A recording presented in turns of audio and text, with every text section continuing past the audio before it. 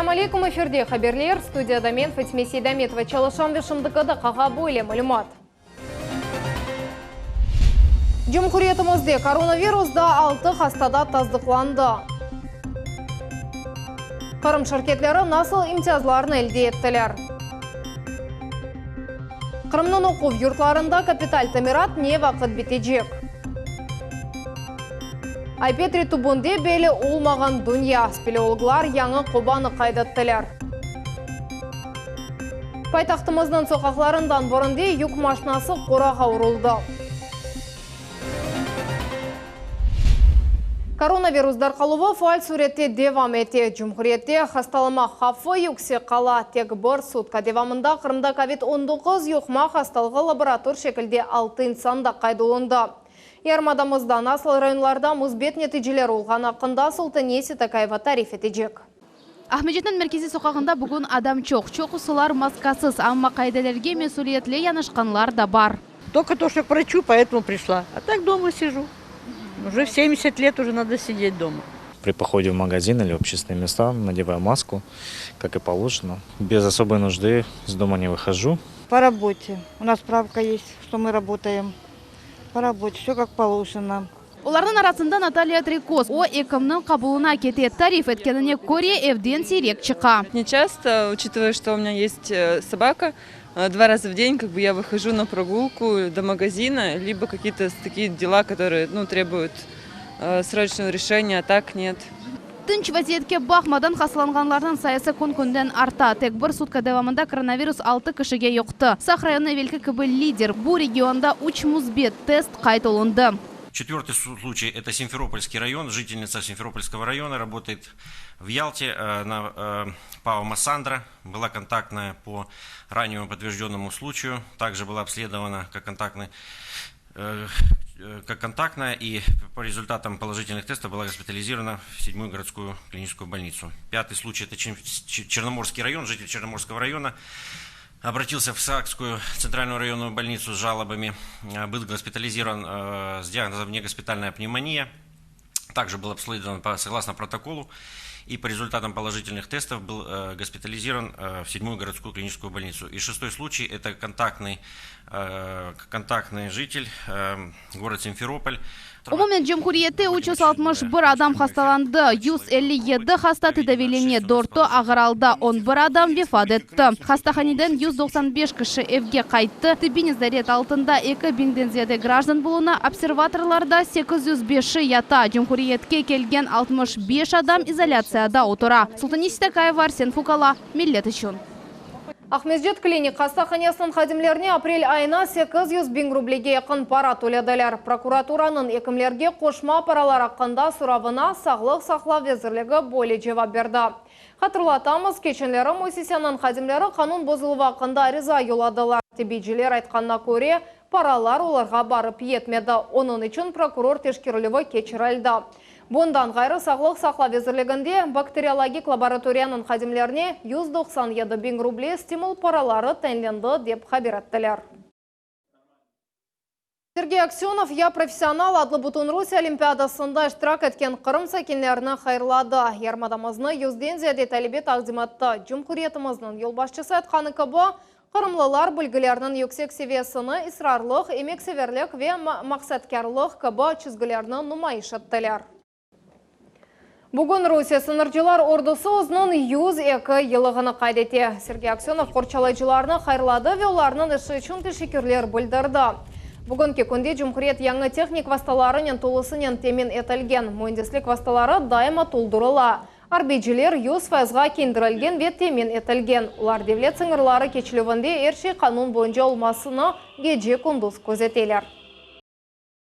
Бізім арбейджілеріміз қалқара терроризмге, қанунсыз миграцияға қаршы күрешіні бірінші сыраларында тұралар. Олар провокацияға ве Қырым территориясына экстремизмнің экспорт етілуіне муафақиетлікінен қаршылық көстерелер. Қырымның санайы мөсеселері коронавирус ақыбетлеріні еңмек үшін мәйлеве ярдым елде етежеклер. Оларға көчік файзлы имтиазлы зайымлар берілді. Боле мөсеселерінің бұрынде мұғберлеріміз бұлындылар. Красноперекопск заводы имтиязлы заем алған шirketlerden birincisi oldu. Muessese regionun liderlerinden biri sayıla. Su ve gaz geçirgen borularını işlep çıkara. Şirketke 5 yıllık müddetke 15 milyon ruble ayrıldı. Bir yılda bu miktardan 5% kaytarılmalı. Bu paralar işletme sermayesinin yanılanmasına yollanılacak. Очень хорошие условия. Сейчас мы можем закупить сырье, выплатить зарплату вовремя. У нас были проблемы с выплатой зарплаты. Zavodun esas müşterileri kommunal hizmetler ve adi firmacılardır. Onlar toprak suvarılması için polimer borularını kullanırlar. Mahsulat işlep çıkarılığı mahsus maşinaga bağlı. Onu ekstruder dep adlaylar. Aparat polimerini kayta işlete ve boru kolemini şekillendiriyor. Насыпаем сырье, поступает в бункер, идет плавление, как говорится. Közegünde boru satılıp korunuşu kabul ete. Готовую трубу наматываем на барабан и на 100 метрах обрезаем. Ну, смотря какой заказ, можно и 200. Выработка в среднем вот таких вот рулонов, да, можно сказать, сколько в день? Ну, 13-14 бухт, если все хорошо, если без остановки. Pandemiya devrinde iş toxtamadı. Hazır mahsulatın kolemi 2 kerege eksilse bile, mında çalışkanlar hiç toxtamadılar. Сейчас у нас план как бы подбить, больше намотать трубы на склад, чтобы когда начнется сезон основной, мы как бы могли сразу оперативно действовать. İmtiyazlı zayomların usulünden biri, müesseseler paralarını anlaşma tüzülgen son, tek 2. yıldan başlap kaytarabileler. На сегодняшний день мы рассматриваем 16 заявок на общую сумму 281 миллион рублей. По поручению главы республики были выделены средства из регионального бюджета, не дожидаясь федеральной поддержки. Şimdiki vakitte 60 milyon rublelik 3 kredit anlaşması tüzüldü. Müesseselerinin isteklerine cevap verilip devam etti. Dilara Şevketova, Ruslan Minayev, Vitaliy Golubov, Millet için. Qırımның 25 лагері баларны қабыл етмеге азар. Шифахане müesseselері яз мевсімінден евелкі февкуляде вазетлер қызметінің елік тешкеровыны кечтілер. Да 27 комплексіне бете тура. Кечінлері Ярмаданын Женебе шарқы ялысында тешкеров кечірілді. На территории городского округа Феодосия располагается 4 детских лагеря, из которых на сегодняшний день проверены 3. В ходе проведенных проверок были выявлены ряд нарушений режимного характера, которые устранены в течение проверки. Также надзорные мероприятия будут проводиться в ближайшее время в городах Алушта, Евпатория, а также Бахчисарайский район.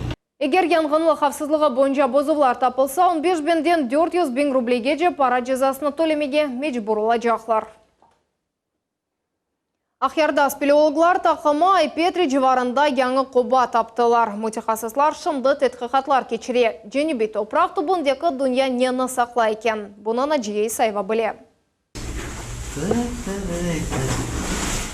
Bu unikal kadrlar Yarımadanın toprak tübündeki dünyasının hazinesidir. Haqiqi geografik açılу. Kırım speleologlar da insanın ayağı basmagan kobanı taptılar.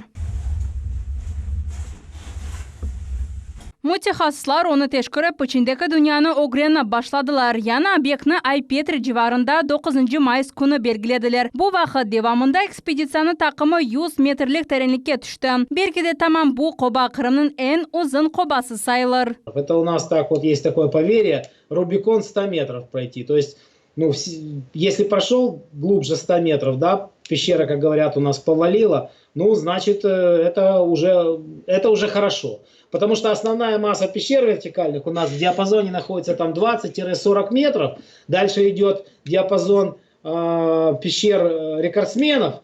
Это там вот 2 пещеры есть. У нас шахта Солдатская на Корабеле, это рекорд Крыма, 500 метров глубиной она. И у нас на Епетре шахта Каскадная, 400 метров. А основная масса пещер, да, вот 20-40. Speleologlar onlarca koba taptılar. Tek Anton Pryashnikov 30'dan ziyade obyektini belgiledi. Bu cedverge 30 adlı koba da kırdı. O serevasını o Ақyardaki 30. yalı bronebashne батареясы sebebinden aldı. Мы решили так, что мы будем в канун 75-летия Победы все свои открытия в течение этого года будем называть именами героев обороны Севастополя, второй обороны Севастополя. Koba vertikaldir, onun kırışı 100 metrlik yükseklikte yerleşiyor. Пещера никогда не заканчивается, заканчивается энтузиазм у их исследователей. На самом деле, так или иначе, эти все пещеры, они разгружаются в пещерах-источниках, то есть проходят всю эту толщу километровую толщу этого нашего массива и разгружается. Это, собственно говоря, это и есть, как вот книжка есть у Дублянского, Илюхина, «Вслед за каплей воды». Вот вода вот через эти вертикальные пещеры попадает в пещеры-источники, которые питают дальше наши все водохранилища и так далее. Ну, наша такая почетная, самая заветная задача – это попасть из вертикальных пещер в эти в пещерах-источниках и как бы пройти эту систему гидрологическую от начала до конца. Пряшников объект туристлерге келишмейжегинде эмен отек теткачы ve спортчылар үшін olur. Для любителей палеонтологии там действительно есть интересные вещи. Вот, допустим, там, ну, не в каждой пещере у нас встретишь такое количество обилия вот этих раковин, ежей, всяких млекопитающихся, окаменевших, которые как бы торчат из стен там. Это красиво, это интересно. Тезден мутихаслар 30-канын топографик съемкасында yapacaklar. Бұтын малимат Қырым Федераль университетінде ерлешкен карст ve спелеология институтына yollanılacak. Sonra бұлар эпсы Қырым қобалары жедвеліне кірсетілежек. Мутихаслар Қырымның ялы kenarları олар үшін бұйық ve meraklı hazine деп айталар. Onun için gelecekte de çok yanı açılımlar olacak. Najiseva Асан Зивадинов, Millet için. Қырым экспорт планını ашты. Бұл сененің башындан бірлі елі химиетінің жемесі аман-аман 7 миллиард рублені тешкілетті. Бұл ақта бүгін Қырым Жемхуриеті везірлер шурасының рейс муавины Ко Ходжалық везірі Андрей Рюмшин хабаратты. Мақсулатны дүнияның 11 мемлекетіне юлайдылар. Бұл эсасен Украина ве Қытай девлеттері. Ең çok сатылған шейлер, спирт içimliklері ве тавуқ еті олды. Қырым Жемхуриеті вяхер шері бойынша çalışқан федераль хавсызлық қызметі идересінің қадимлері Ялта шерінде нақлет мөсесесінің мөдерін аяқладылар. Оны доландырыжылықта, яғни 11 миллион рублені қырсызлағанында қабатлайлар. Параларны қадын субсидия олара қылды еткен. О девлет мемориетіне шерде ташылған гражданлар сайысына арттырып көстерген. Жинай іш açılды, қадын апсқанеде 10 елға жекечере білеве она 1 миллион рубле миқдарында жүреме тәйненмесі мүмкін. Бүгін өйледе юк машинасы четел арабасына аттырып, евге келіп ұрылды. Бұл қаза не ерде ұлғаныны Мұхаммед Зекерияев біле. Evnin сайбы Александр Павлюк бумында юз берген бірінші қаза дегіл деп айта. Тамам бойлы юк машинасы ярым ел эвелісі evni ве қораны еққан еді. Тут еще надо поставить какие-то защитные ограждения, чтобы машина грузовая, но действительно дети, ну что тут говорить, газовые трубы порваны, все как положено. Еще спасибо, не спасибо, вот эта машина попалась ему на пути. Если бы не эта машина, он бы вообще залетел бы, вообще проехал бы весь дом. Дебес хадимлері бұл вақияны тефсир етіп оламадылар. Айдавчы айтқанына көре, оның тормозы бозылды. Вы не справились с управлением? Ну а куда тут уже справишься с управлением? Скорость такая была. Ну вы сами не пострадали? Вот, живой. Он яшлы Андрей Крутиков қазанын шааты олды. Вақия юз берген вақыт ОФД еді. Я даже не представлял, что этот грузовик мог влететь в наш дом, и я был в этой комнате, и мне было очень страшно. Қаза себебінден газ боруларына да зарар кетірілді. Юк машинасы тақлие етілген сон ғайрыдан тіклев ишлері япылacak. Поврежден газопровод и магистральный, который выходит из земли, газовый стояк. И повреждено внутридворовое оборудование тоже. Там счетчик вырван, поврежден, и газопроводы внутридворовые. То есть без газа где-то получается 11-12 домов частных. Кетірілген зарарының көлемі шымдылық белі дегіл. Экспертизадан сон юк машинасының айдавчысы эка арабаны evni ве қораны тамир етecek. Мұхаммед Зекерияев, Рафаэль Вахидов, Millet үшін. Экабин 22 сенесіне де Жумхуриетінің епсі тәсіл мөсеселеріні реставрация етecekler бұқта ішдереті девамында Ахмезжет мемориеті елбасшысының муавины хабиратты. Татьяна Сухина шымды капиталь тамират алып барылған бір қач объектіні зиярет атты. Тәфсилатлар бізім левхамызда. Хуручи бинаның оқ көрініші янлата. Бұл Ахмезжеттеки ачық космик лицейінің бинасы. Бұл ерде реставрация ишлері бір ел әвелісі башланған еді. Работы выполняются качественно, что здесь с нашей стороны администрации нет претензий к выполнению работ. Лицейның музера Зиновия Никонова тариф еткеніне көре капиталь тамир мында бина құрылғандан, яғни 96 сенесінден берлі япылмаған еді. Все, что возможно сделать своими силами, мы стараемся поддержать. Я уверена, что мы на 1 сентября мы откроем двери нашей красивой школы вместе с входной группой, и это вообще будет фейерверк. Тыш қызметчинен анлашма 2 ел әвелсі тізілген еді. Ишлерді тез ве кейфетлі бежерелер. Бина аман-аман 90% азыр. Отремонтированы спортивный зал, отремонтированы санитарные узлы и кровля, фасад. То, что порадует глаз, но и то, что будет по требованию санитарно-эпидемиологических норм предоставлено для пользования учащихся и учеников. Буйсе незабудка адлы балабақчасының территориясы. Мойсесіде 12 группа бар. Ода лицей кебе екібен 22 сенесіне жетасил инкишафы программасына кере. Оның реставрациясына 70 миллион рубледен зияде пара айрылды. Здесь работы тоже идут по кровле, по фасаду и полностью внутри. Все, что касается электроснабжения, все, что касается водоснабжения и отделки помещений, будет сделано в срок. Дигер объектлерде де параллель шекілді ишлер алып барыла. У нас двухгодичный контракт и завершаются работы на территории 83-го сада. Сейчас идут работы уже на улице. И 61-й сад идут работы. Эти два объекта. Есть объекты, которые на сегодняшний день еще на торгах. И таких достаточно много. Умумен Қырымда 118 тасил мойсесі бар. Олар эпосы экібен 22 сенесінеже реставрация тілежек. Мухаммед Зикиряев, Севиля Меметова, Милет үшін. Яздақ межет ер суткада 50 кубометр су әлдетежек. Оны Қамышлы ве Бурлюк су мен баларындан бережеклер. Буақта Вода Крыма муссисиясының генераль-мудирі Владимир Баженов хабиратта. Июль айында экі сув мен басындан Ахмеджетке сув еті баражақ. Бұл 50 000 кубометрден зиядедір. Біз су анбарындан қалған сувны 50 кубометрге аз жай іштетежекміз. Шу себептен су анбарларына қойыларындан су кележек. 2024 сенесіне бештерек зуя су мен басыны құра жақлар, ондан су бұрысы ана юрт қасабасына кечежек. Олар әліні Бурсуткада 70 000 кубометр суынен темен атып ола жақлар. Қырым сакендеріні кенеде ава бозылыва қында тенбейлейлер. Бұақта Қырым бойынша çalışқан Русия февқоляде вазиетлер везірлігінің баш адаресы хабирете. Жұмқұрете көчлю яғмұрлар бекленілі. Ава бозылывы себебінден энергетика ве мескен коммуналь қожалық объектлерінде қазалар юз бермесі мүмкін. Главное управление МЧС России по Республике Крым рекомендует гражданам соблюдать повышенную осторожность, не прикасаться к металлическим оградам, к оборванным линиям электропередач. Судоводителям и любителям рыбной ловли ограничить выход в открытое море и в акватории внутренних водоемов, воздержаться от подхода в горно-лесную местность, водителям быть предельно внимательными. При возникновении чрезвычайных ситуаций и происшествий просьба оперативно сообщать по телефонам 101 и 112.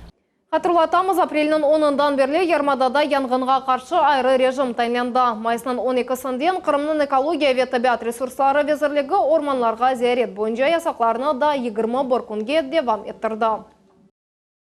Қырымда пляжларда олған ескі паспортларының мұдетіні девам еттірділер. Құланыжылар оларыны 2019 сенесі деткенеділер. Еліге қапсызлықны темен етмек үшін тек су объектінің тұбыны тетқық етіп, санитар-эпидемиологик весі қалмақ керек. Бойле қарарыны курорт ве туризм везірлігінің тешебюсі Жұмқұретінің везірлер шырасы қабыл етті. Сындықы да қаға бұ епсі қаберлер. Келечекенімізні 21 бұчықтаққа черманасы қайырлы ақшамлар.